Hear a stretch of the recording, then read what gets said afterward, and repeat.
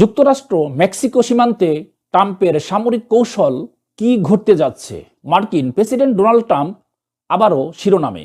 Mexico সীমান্তে অভিবাসন ঠেকাতে ১৫০০ সেনা, যুদ্ধবিমান এবং হেলিকপ্টার মোতায়েনের নির্দেশ দিয়েছেন। এই পদক্ষেপে সীমান্ত পরিস্থিতি আরও উত্তপ্ত হয়ে উঠেছে। আজকের প্রতিবেদনে আমরা জানব কেন এই সিদ্ধান্ত, কি এর প্রভাব এবং এর পিছনে লুকানো রাজনীতি।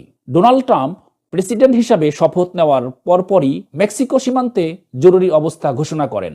এরই ধারাবাহিকতায় এবার তিনি ক্যালিফোর্নিয়ার সান দিয়েগো এবং টেক্সাসের এল পাসোতে ১৫০০ সেনা মোতায়েনের নির্দেশ দিয়েছেন। বিবিসি জানিয়েছে ১,০০০ সেনা এবং ৫০০ নৌ সদস্যকে সীমান্ত মিশনে নিয়োজিত করা হবে। এই সেনারা শুধু অনুপ্রবেশ ঠেকানোই নয়, অন্যান্য সীমান্ত মিশনেও কাজ করবেন। মেক্সিকো সীমান্তে দুটি C-17 এবং দুটি C-137 উড়োজাহাজ সহ হেলিকপ্টার পাঠানো হয়েছে। মার্কিন প্রতিরক্ষা মন্ত্রণালয় জানিয়েছে ৫,০০০-এরও বেশি অবৈধ অভিবাসীকে নিজ দেশে ফেরানোর পরিকল্পনা রয়েছে।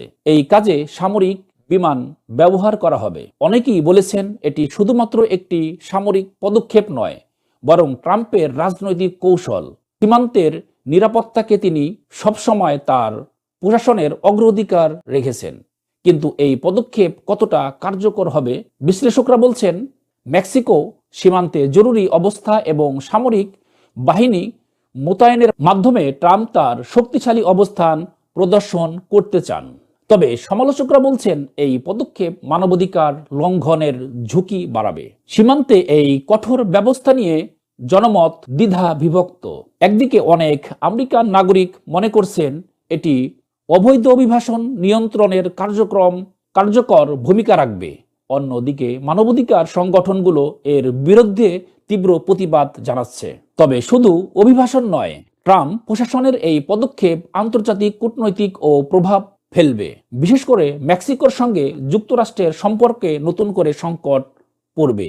মেক্সিকো সীমান্তে সেনা মোতায়েন, যুদ্ধবিমান এবং হেলিকপ্টার পাঠানোর এই সিদ্ধান্ত যুক্তরাষ্ট্রের অভ্যন্তরীণ রাজনীতিতে এবং আন্তর্জাতিক অঙ্গনে নতুন মাত্রা যোগ করেছে।